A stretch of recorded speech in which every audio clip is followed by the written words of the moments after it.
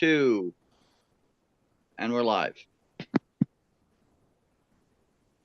Good morning, friends, and you are our friends. I'm Joshua Hadley, Kotzebue City Council member, treasurer of the Green Party of Alaska, president of the Kotzebue Chess Club. I got so many titles I had to think about what they all are. But this is the Green for Life podcast, brought to you by the Green Party of Alaska, and I'm joined by someone who's really green for life. I mean, he's been involved with the Green Party longer than I've been alive. John Olson in Maine. Hello, hello. Here I am in Maine, rural Maine. Good place to be. So, Hi, holding up in all the, I've been reading the news. I've been hearing that it's been very cold down there. How you doing, John? How you holding up? yeah, it's not that cold here. It's been mainly 20 to 30, maybe down to 15 or so. But I think one time it was maybe down to 10. But we haven't had below freezing, below zero yet. So, and we haven't had that much. We've had rain, but we haven't had any significant snow. And here we are mid-January. Man. Well, before we get into the wreck the world is, some good news. Today, I weighed myself and I'm 208 pounds. That's the lowest I've been in 12 years. Back I'm when I was, yeah. I'm the same weight I was in high school. Wow. Yeah, I worked in mining for a decade, and my weight, like, I got really fat, like, even after that. I think it was 2 years ago. I was 260 pounds, and I was really, I don't know if that's obese or if I was getting there, but I was able to turn everything around. Well, congratulations. Congratulations. Well, I worked in the tuna cannery for a year and a half in Honolulu, and instead of being cold, it was like 102 degrees and very humid. And I was the case stacker at that time, the most physical work I've done, and I became I could barely touch because my biceps had grown, and I was lifting cases. It was the proverbial 16 tons in one day, a little at a time. Each case was maybe 15 pounds, and it was every maybe 8 seconds I was putting it on the pallet, and and then all day for 8 to 10 hours. That's hard work. Yeah, it That's was hard work. Indeed, it was. So we don't break the news here. We try to fix it. So I imagine you have something to say about this, John. This is probably the biggest news item we have here is, with the war in Israel and Gaza.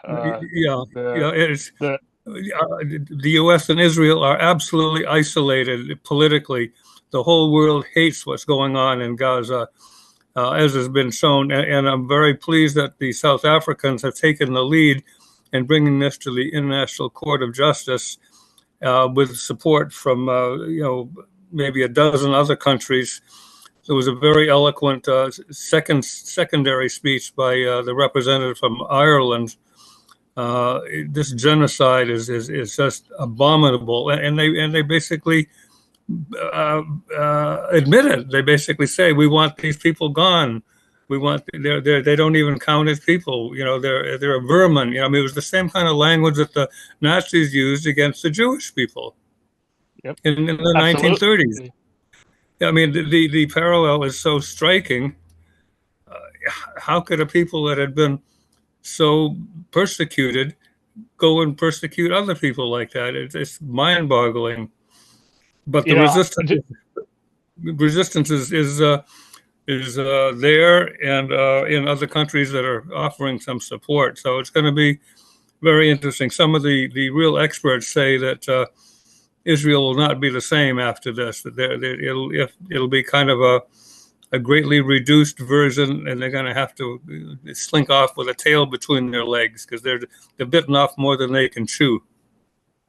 And I'll say I didn't really know much about this ongoing conflict that's been going on for decades and decades until this recent escalation. And I didn't know that Israel, I mean, basically Palestine's not a real country. This is more like an apartheid state.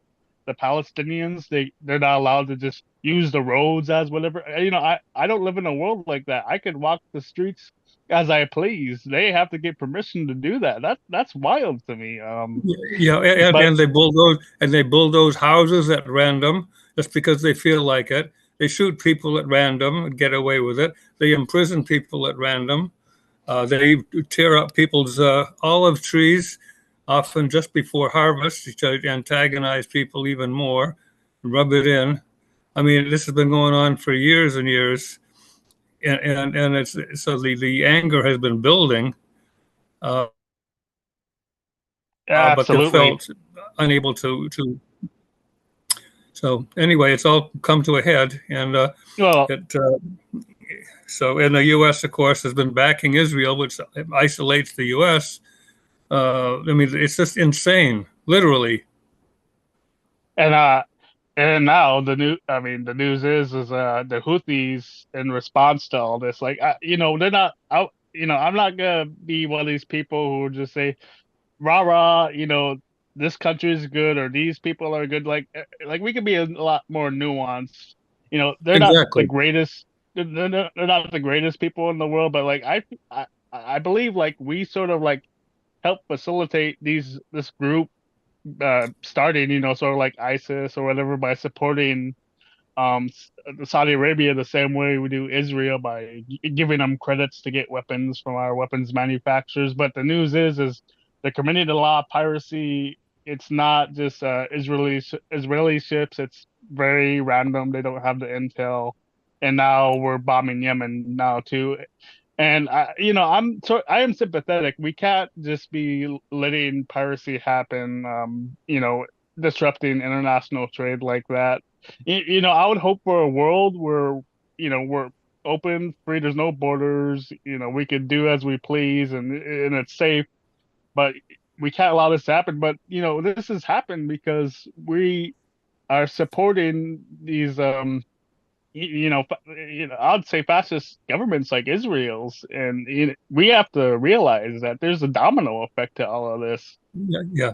I would correct you on one point. I don't use the word "we" in reference to the U.S. government because you and I and the people that we associate with are not bombing Yemen, and we did not attack Iraq. It's the Yeah. U.S. government as an imperial force, uh, oppressor, bully. So I make that distinction. I don't use the word "we" or "us." Well, That's that's true, but they do take my money like every paycheck to back this up. yeah, yeah, but Unfortunately, they didn't get your permission, and they yeah, didn't get my exactly. permission or anybody else. So that's me. I mean, that's how I do it. I just say the U.S. government or the That was imperial forces. yeah. Something else I wanted to hit on was you know, so it's in the news again. Alaska, a little bit Alaska specific here is the EPA has rejected Alaska's Pebble Mine, and the Supreme Court is not going to review it. So yeah, I'm not against development, but I'm for democracy, and the people who live there was against this thing. They're worried about their fishing.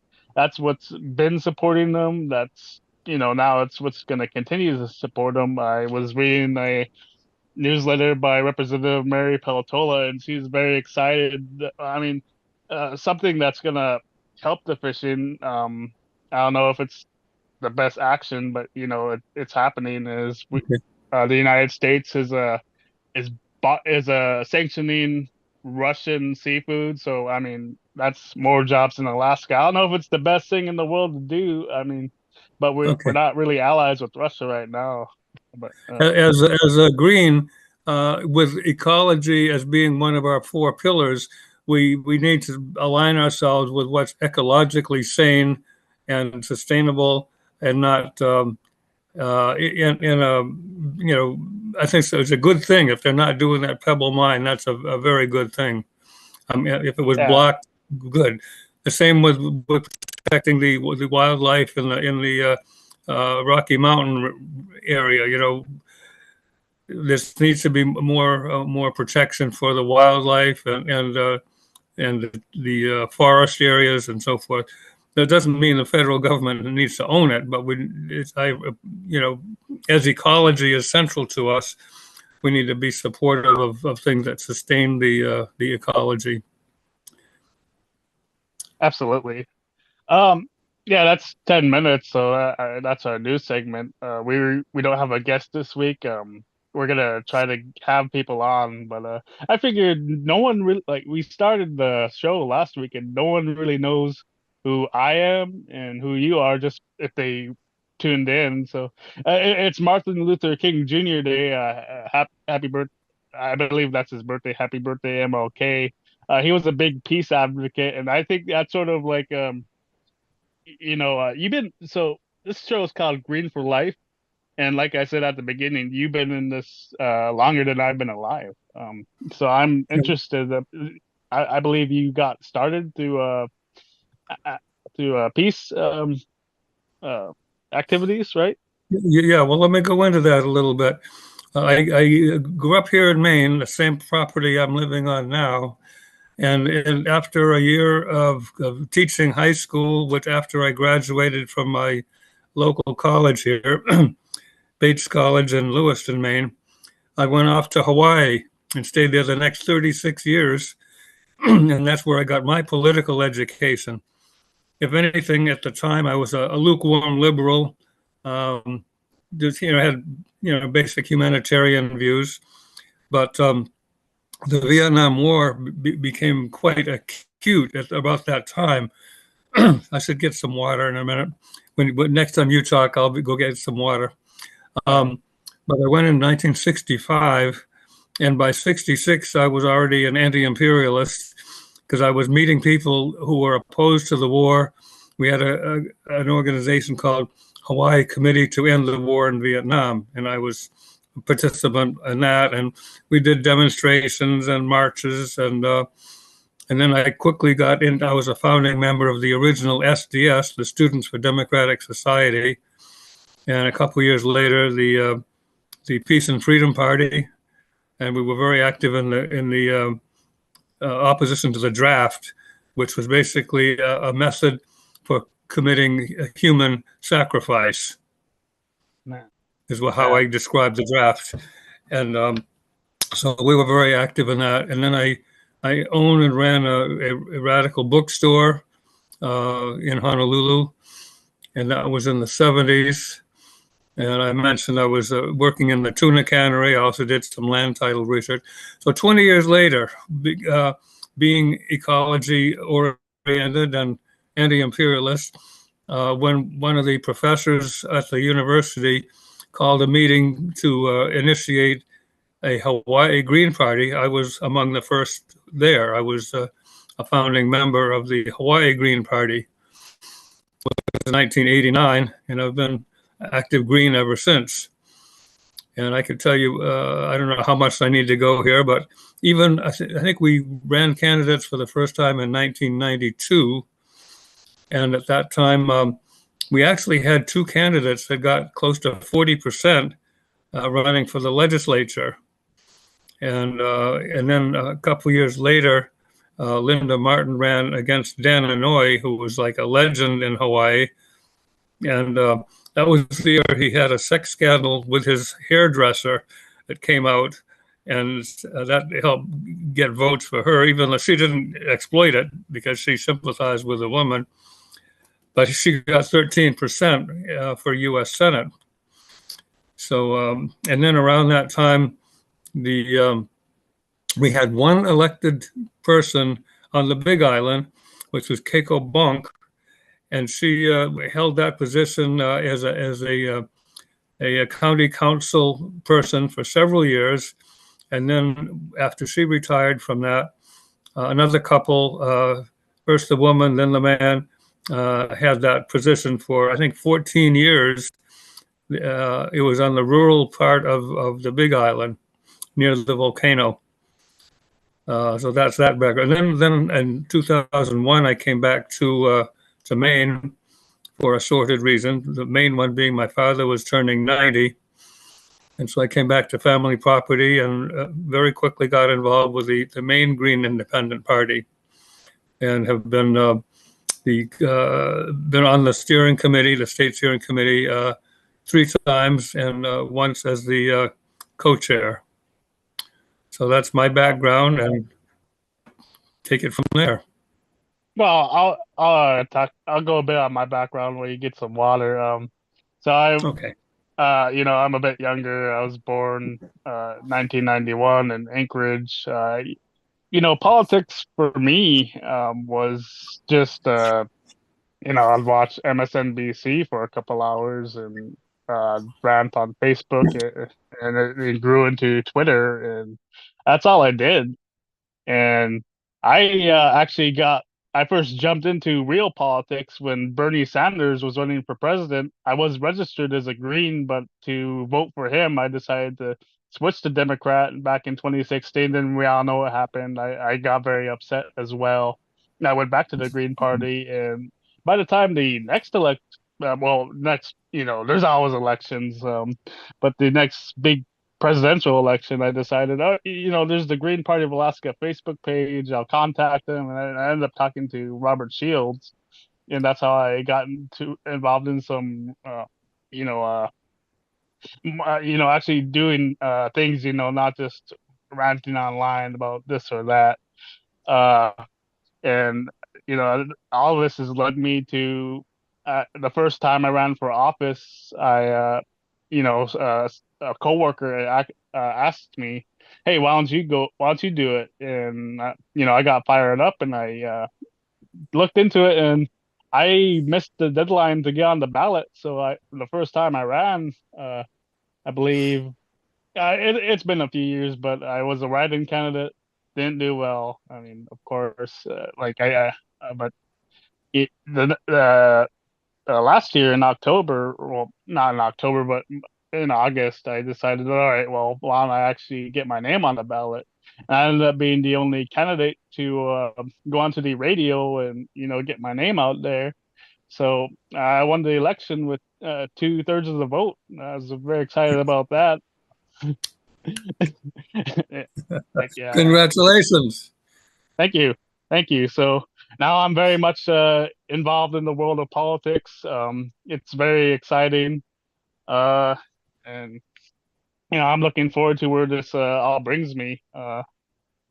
So one thing I wanted to ask you, what was that radical books? What is a radical bookstore? Can you explain that to me? Okay, well, that's a good point. Well, I had come out of the anti-war movement, and so what was so galling to us at the time, and there's parallels today, was that contrary to the nice words of the Declaration of Independence and the Constitution, the U.S. Had engaged in this war against this poor Asian country called Vietnam, and subsequently Cambodia and Laos. Why? And it became clear delving into that it was the corporate interest. They wanted the resources and the cheap labor, and they wanted dominance. They wanted to be a buffer against the rise of China. And so says, well, that's not right. That's not what we voted for. That's not what we people want. So then you just kind of go deeper and deeper. So I got into Marxist studies academically, and learning more about China and their revolution. And I had at the university, I had initiated a literature table about the Vietnam War. And so I read prodigiously. I still do. And then I had briefly a bookmobile. So just going around to different places, participating in the rallies. And then I had the opportunity with some help to start a bookstore. and so we had works from China. We had books and magazines from a little bit from the Soviet Union, a little bit from Cuba, and just works of American authors on imperialism and the race question and the women question, having to do with women's liberation, black liberation. We carried the Black Panther paper, and I remember how shocked I was on December 4th of 1969 when Fred Hampton was assassinated while he was sleeping next to his girlfriend. And she was 9 months, Wow. I guess 8 months pregnant.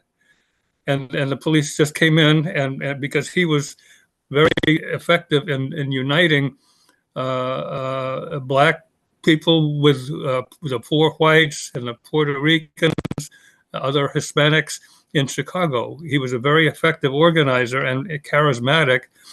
And that was exactly what J. Edgar Hoover and the FBI and the local police didn't want. So they actually assassinated him.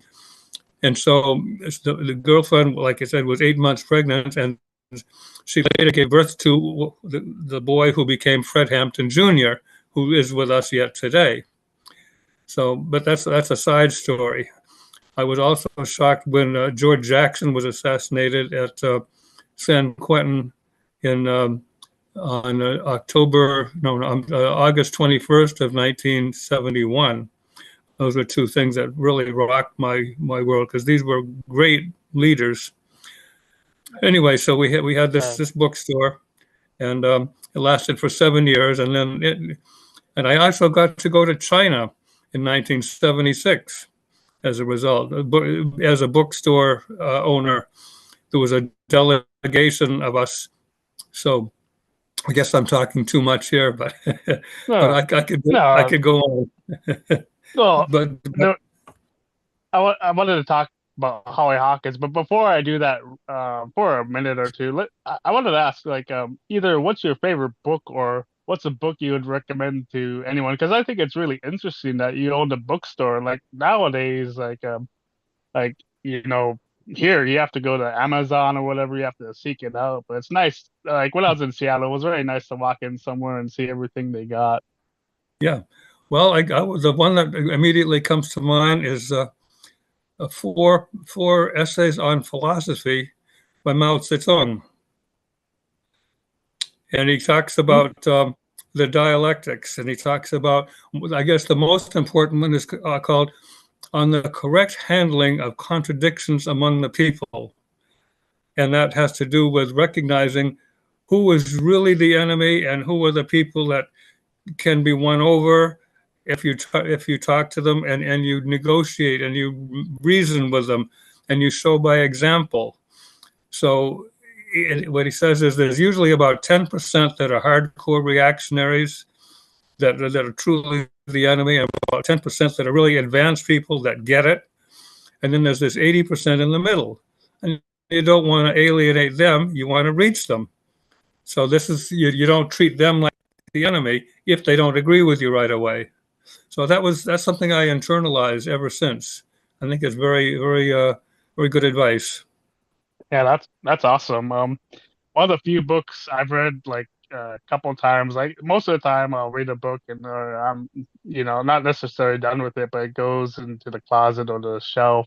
But a book I read a few times, like two or three times, was Ralph Nader's Breaking Through Power. It's a very short book, and I think it's very well written. I mean, well, I don't have a hero per se, but if I did have one, it'd be Ralph. And he's someone else that has got me interested in politics. A real funny story. Uh, when I was in middle school, we had a no, not even middle school. It was high school. That was it. Well, no, we did. There was an election when I was in middle school too. I'm remembering now, but I remember in middle school, our math teacher was asking, "All right, who are you gonna vote for? Is it gonna be Bush, Kerry?" And I yelled Nader, and he made a joke like, "Oh, your vote doesn't count," and I was upset at that, but I didn't know how right he was until I started getting really involved in politics. And in high school, there was the 2008 election with McCain and Obama, and I must have been the only person who voted for Ralph then too, because at the end they said, I think they inflated my vote and gave him a whole 1%. That I listen to his podcast every week. It's inspired me, and he's great. But something I wanted to get talking into, it's MLK Day, and he was also someone that was assassinated. Yes. Unfortunately, I'm not trying to inflate to what's going on now with, so, say, oh, they're killing us, but it seems like the Green Party right now is sort of self-sabotaging itself, and I wonder why. I mean, what do you think is going on there? I think we've been infiltrated by people who are coming out of the Democratic Party that come in deliberately to plant seeds that for internal division. And there's a lot of people that are buying into it, that are, I think, politically naive. And so it's the whole thing about I don't know if we want to bring this up, but the trans agenda as opposed to trans people. Where I come from is we need to have all the legal, humanitarian rights for everybody. I mean, nobody should be discriminated against. Nobody should be persecuted or harassed. But the ideology that a man can become a woman is preposterous.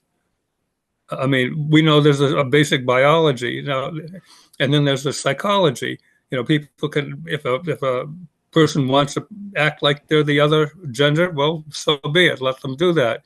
But you can't be the other person. I think that's one of the things that's very divisive in the Green Party, and deliberately so. There's been some research into this, and there's some corporate interests. This is part of the divide and conquer effort. And the whole vax issue, of course, is very divisive. A lot of our Green colleagues are going along with the corporate agenda on the vaccines.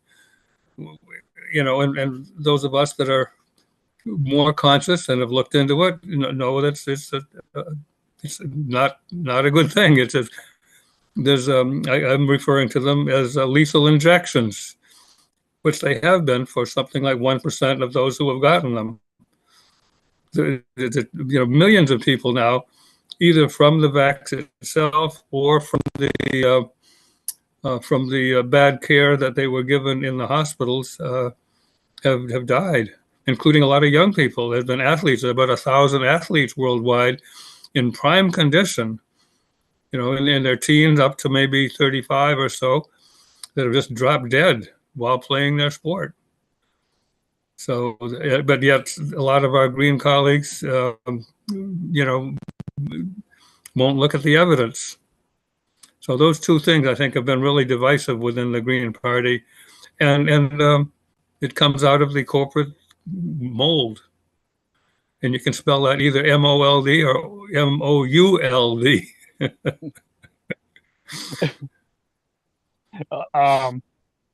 Yeah. Taking a vaccine, I mean, it's a risk, and I mean, look at what's been happening with antibiotics. I think doctors too often are too happy to throw here, have some meds or something as the answer to everything, and sometimes you just gotta tell them no, that I'm not as sick as you think I might be, or we have unfortunately. I mean, I say unfortunately, but I think we just have to remove the profit motive out of healthcare and make it universal. I mean, I know that's not going to fix everything, but right now, what the system we have is sick. And I was listening. I believe I did mention this last week. I was listening to Jill Stein. Stein, I'm not sure. I can't remember how it's pronounced, but she mentioned, no, you don't own your vote to anyone. Well, except unless you're a member of Congress and there's been strong lobbying efforts. Maybe then you do. Yeah, kidding aside, half kidding, but you you know yeah, unfortunately, right now the spoiler was it the push that the Green Party's spoilers is very strong and gets a lot of people who uh might be fine with us otherwise to get really upset and and another thing on what's going on is the Green Party, and I've heard like if I remember saying correctly, you didn't even hear about this. What happened? Like my party, the Green Party of Alaska, was discredited, and I'm someone who I might have gave Howie Hawkins like $1,000, well more than $1,000, and I'm someone who wanted him to run. I supported him, and Yeah. I just tried to I tried to help them out, and they were Yeah. Well, I think they were just I did initially. yeah. I did initially too, because of those who were running. I felt he was the only one capable of running a reasonably competent national campaign. The others were, people that had virtually no resources and had not been elected or been, run for high office, whereas he had in New York. He, because of his efforts to run as governor, New York was able to keep its ballot access for several years. So I give him credit for that, but I am not pleased with the direction he's taken in the last few years. Yeah, and yeah, like I said, I was someone who was on the inside. I was talking to his campaign, and unfortunately, they were too gun ho on trying to get on the ballot in Alaska and tried to sidestep the chairman Robert Shields and I, and whoever the third person they need was to sign a paper. I don't remember, but they needed three party officials to sign, and they just plopped I believe they just plopped my name on there without even asking. And the Division of Elections rejected it. I mean, if they were just willing to, I imagine they're working hard as is, but like, I feel like everything would have been fine if they were just willing to work with people. And like you said, there might be disagreements, but we don't need to damn the other person on that. Yeah, right. There was a lot of what we might call shenanigans as far as manipulation and lack of candor and procedural things that have come up that did not reflect well on the Green Party. So, and now he's taken a position of all-out support for Ukraine, ignoring the fact that it was Ukraine that actually started all this problem back in 2014 with a U.S.-sponsored coup that took out the neutral Yanukovych, who wanted to have peaceful and productive relations both with the West and with Russia. And the U.S. basically said, no, you can't do that. You have to choose. And he did. He said, well, if you will put me in that position, I'll choose Russia because they gave me the better deal. And then after that, there was a coup against him, and he had to flee for his life. And so he's living in Russia now. And we all know what's happened. And then of course, they were the fanatics in the new government hated the Russians, even their own citizens on the east part in the Donbass region. So they started launching shells of, explosives, and ended up killing about 14,000 people in East Ukraine before the Russians finally stepped in February of 2022. And before we move on to the next item, I just want to say, like, supporting wars, like, the thing is, like, everyone is able to pick a side. Like, I like Ukraine, I like Russia, I like Israel, I like Palestine, I like Taiwan, I like China. Like, the thing is, like, you can't really just I mean, we can't even really just pick and choose because it's really up to where the dollars are. Like, I mean, the issue, like, a big issue is our military. I don't know if you like either using the term military industrial complex. I think it is very scary, and it's a very scary term, but maybe a better term is a permanent war state. It's a little bit more descriptive on what they want to do. Um, the fact is a lot of this is corporate welfare, and I was very, I was very upset. They're ready to shut down the government in the fall, but then like this happened, and they're like, oh, we gotta wrap up the war machine. We can't shut down the government. Like oh, it doesn't matter. Like there's so many people who depend on the government, but as soon as like they get to spend more war dollars, like, oh, we can't do that. It is very frustrating, and a lot of this is corporate welfare. I mean, and people don't even know.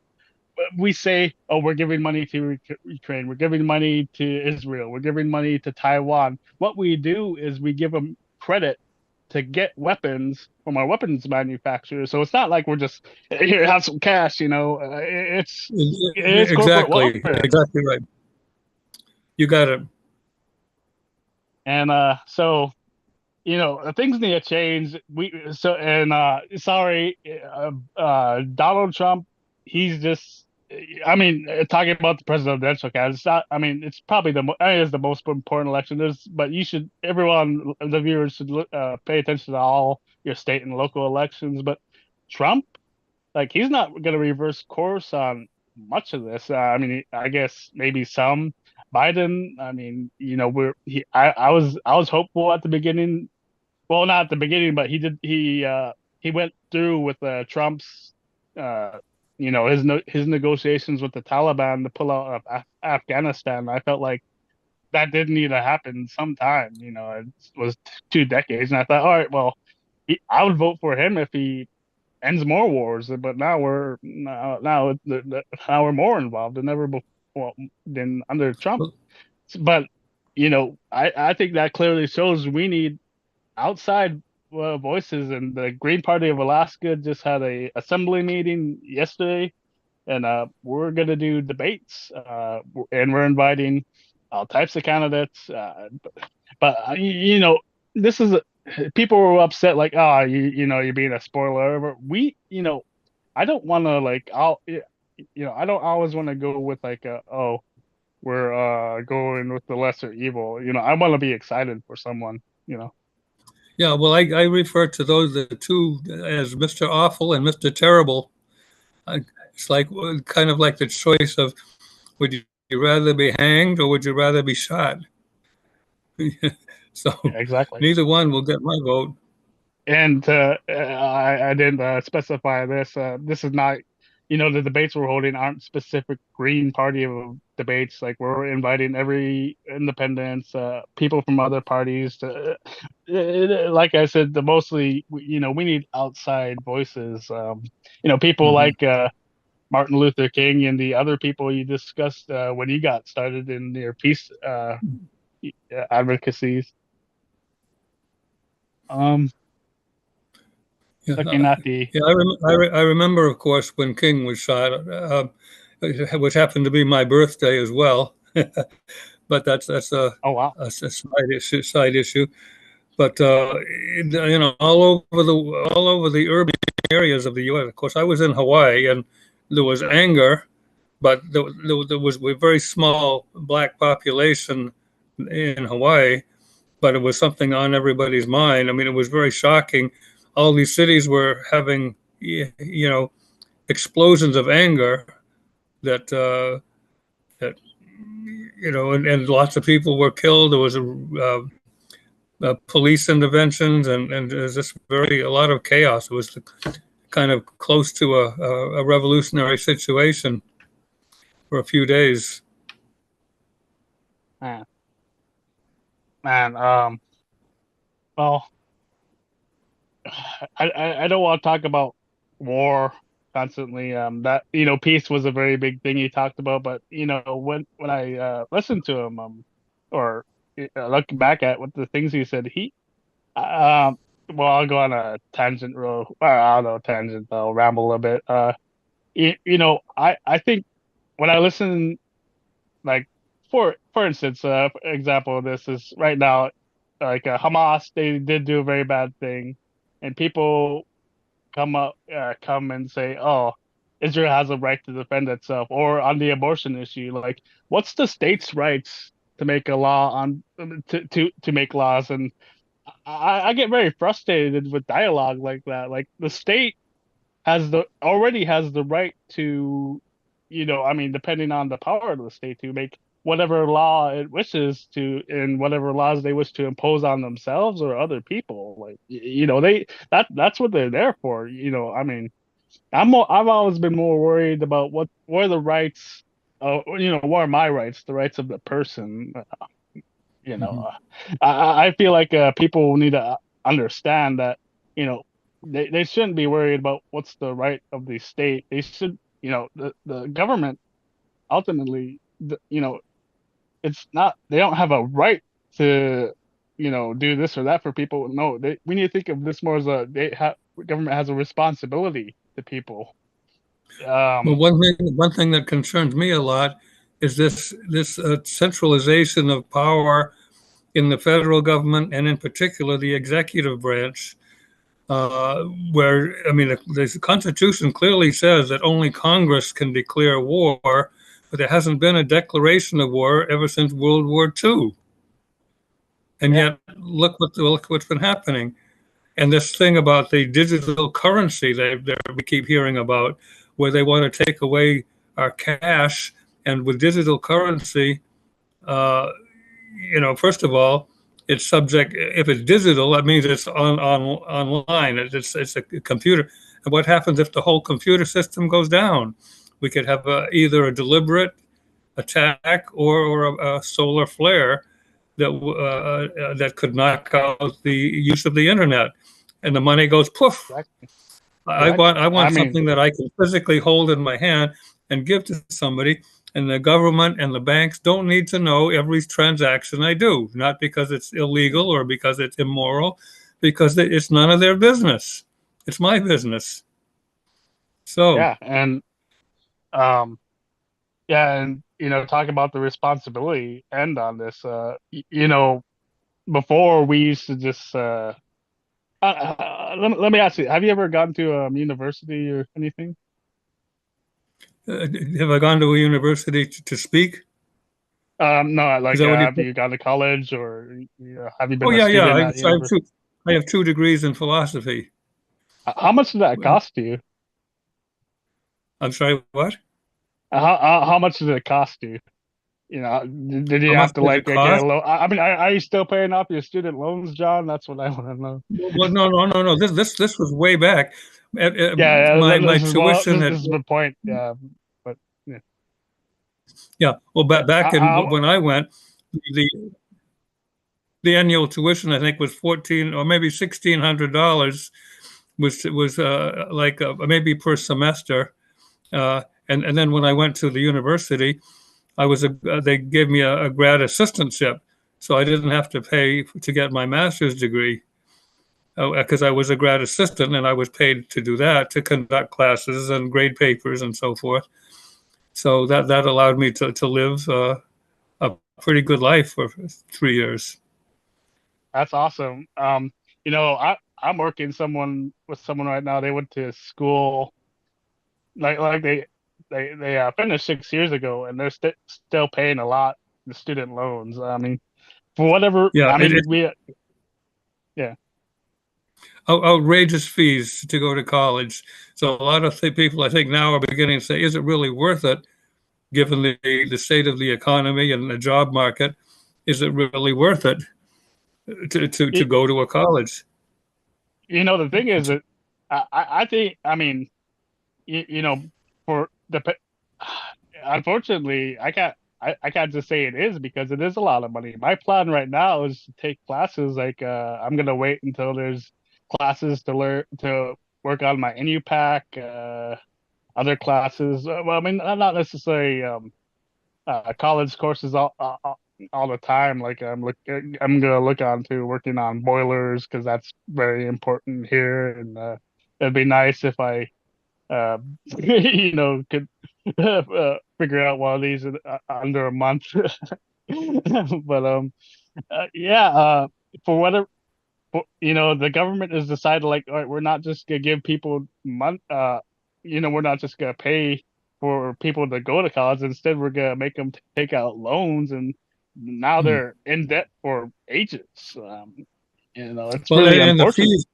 the fees that the colleges are putting in, 40, 50, $60,000 a year. I mean, come on, where did that come from? And that's gone up higher, much faster than inflation. I mean, it's like outrageous. And then they put the money into more buildings rather than, maybe diversity of programs. A lot of it is going into the infrastructure. So these have become like little cities. And it's really and it doesn't need to be this way. We could just go back to I feel like personally, like, if you go to college and you work for a year, like 2 years or something, like, yeah, I'll just say, all right, I mean, you're doing work to continue in the field you went into, or at least you're paying um off what you decide, like what you agreed to, so you're done, or something. I mean, what's going on is just ridiculous. I mean, back in the day, it makes sense to go into debt like that for, say, a house, because you plan on living in that thing for, well, anymore, like, there's so many corporations that are so driven by the profit motive, like they'll just buy a house hoping to, or sell it off. But and that's messed with the housing market as well. Unfortunately, we don't just let it crash and say, well, you took the risk, you lost some money, the corporate welfare once again. But Well, yeah. While I was in Hawaii, when I first went there, um, even Waikiki still had a lot of old single family homes. Now everything is like 20 to 30-story high rise building. They're either hotels or condominiums. And there was a lot of sugar and pineapple still for years. Now it's virtually all gone. And where there were sugar fields before, and even some of the pineapple fields, you got subdivisions of thousands. I mean, like there would be maybe 200 or 300 houses all being built simultaneously on maybe 300 acres. It's just enormously overpopulated. Very concentrated on, at least on Oahu, and to some extent on the other islands as well. Just enormous amount of construction. My son's actually involved in helping to build this new rail system, an overhead rail system, which should have been done 50 years ago when the land was cheaper and there was less congestion. But they're putting it from the west side of the island into downtown Honolulu. Oh, wow. And it's also like the monorails that they have in Seattle. Right? Right? It's not a monorail, but it's also driverless. But it's overhead on tracks, maybe 25 feet up or something like that, and it's in operation up to a certain point already, but it's well over budget and it's subject to a lot of criticism. But it's something that was needed. The traffic is abominable. Otherwise, it's bumper to bumper, 5 miles an hour for for 2 or 3 hours in the morning and 2 or 3 hours at night. So they need to have a go. Well, so since I didn't even plan this, but we're talking prices. Like the cost of everything's going up, and I have a city council meeting Thursday, and I had an issue that I had to talk about with the other Greens in Alaska about is we have an ordinance 2401, and if people are interested in here and me talk or listening in and talking about that, this city council meeting is gonna be on the FM station here in Kotzebue. I wish I could remember what freaking suite it was. Like, I know the AM station 720, and that's the one I listen to. But um, there's an FM radio station here in Kotzebue, and it does carry the city council meetings. And there's an ordinance 2401, and their plan is to remove specific fees from the municipal code. So what they want to do is do a blanket, like, all right, we're gonna raise the prices on everything. And I was already sort of upset with the fees we are raising, but they did I mean, they at least did a utility study and said, all right, I mean, here's how we're gonna go with inflation, and we are looking to hire new people, and we do need to be competitive. But going back to government, it's they have a responsibility to the people. I mean, like, why do we have to raise fees on, say, and they ought to be able to explain it. Like, why are we raising fees on alcohol permits? Like, I mean, what's that have to do with, snow removal or all these other things we're trying to do? Like, why are we raising fees on getting a dog license? Like, I just don't think it should be easy to like raise the prices like that. Yeah, there really needs to be more transparency between government and people. A lot of things are decided kind of behind closed doors, and they said, "This is how it's going to be, folks." I mean, that seems to be a common theme all over the country. It's not one state or another state or just federal, or this seems to be a thing. We know best, so here's the decision we've made, instead of saying, "What do you think, people? But this has been proposed. What do you think about it?" And then get the feedback. I mean, there's sometimes public hearings, but we know that a lot of times it's just for show. It's just sort of going through the motion that they've already made their decisions. This is a common theme. It's not universal. Yeah. Sometimes people do listen, but a lot of times it's like just going through the motion to let people have their voice and think they're being heard. Yeah, absolutely. Well, we're almost to the top of the hour, and this show is different because we like to end on a call for action. So, if Robert, hey, I know you're listening, then if you could give us the website once again for the Green Party of Alaska, real quick for myself. I'm a member of the Kotzebue City Council. If you want to listen in on the, it's like I said, it's gonna be on the FM station here, and I will be going against this ordinance that I just talked about. But to find all my other information, I decided to make it easy. I'm paying for a website, so I might as well use it, right? It's gonna have all my social media info, my links to the Green Party of Alaska if you want to find it that way. But it's www.joshuajhadley.com, JOSHUAJHADLEY.com. And yeah, I'll update it to to write an about page and whatnot, and I'll start working on I'll go back into doing articles again if anyone's interested in checking it out. And for the Green Party of Alaska itself, our website is Alaska hyphen that's the dash that's in the middle, and Greens. We're looking to do the debates, and hey, I'd like more people to be involved. I'm gonna be I'm getting into this thing called eco districts, and I mean, I'm awesome as is, but like, I need other people as well. I mean, and hey, why won't you be involved? We're all pretty cool here, right? John, I know you got there's a book that you wanted to promote, and what else do you have going on? Well, I wrote a book about the sovereignty movement in Hawaii, which is it's big and broad and deep.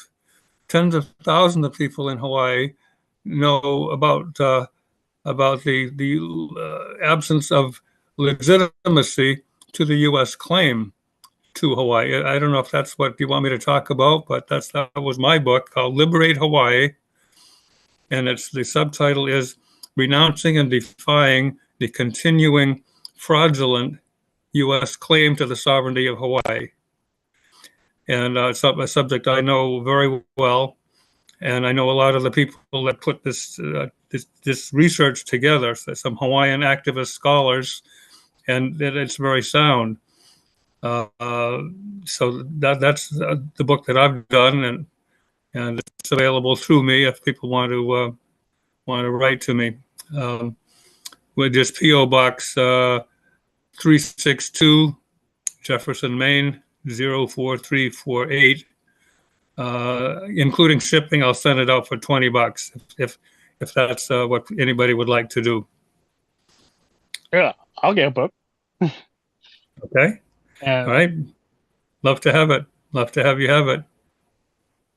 And yes, and there's another. Yeah, there was okay. I wasn't sure the reference here is to this book, the Red Green Revolution by Victor Wallace, is an excellent book that provides a synthesis of the left, a legitimate left, not this so-called woke left, but the real left and the ecology movement.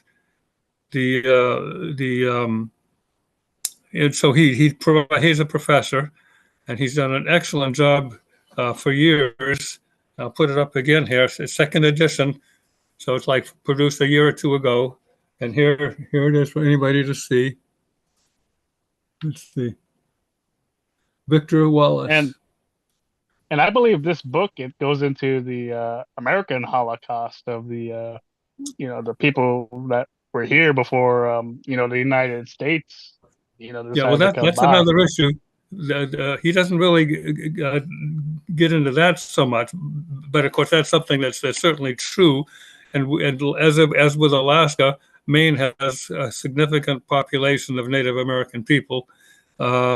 Generically, it's called Wabanaki, but there are 4 different tribal divisions, within that, which we could talk about perhaps another time. There's a very good author that I could cite as well, who's written a very good book about.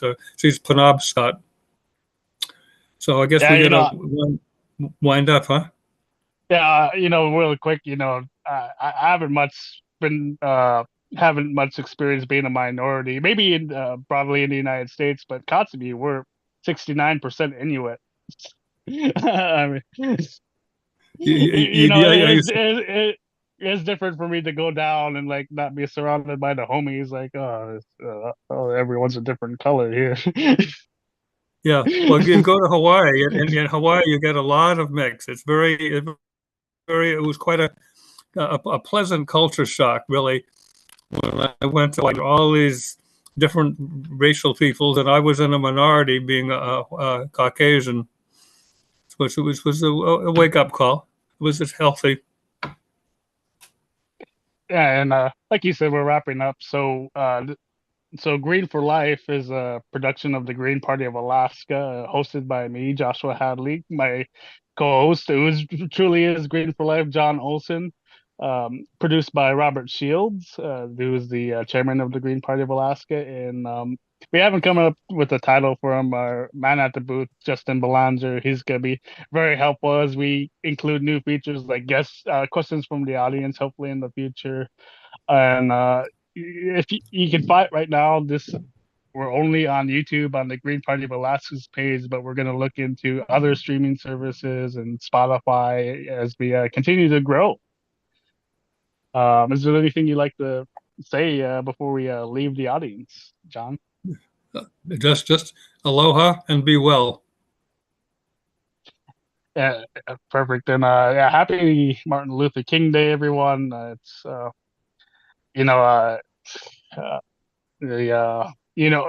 really quick, you don't have to kill yourself to go to the polls. Like geez, talking about what Trump said about Iowa, but we do like it when you vote, and we do like it when you're involved. And we'd love to have you guys. So check out the links, check out the books, and you have a good rest of your day. Okay, aloha.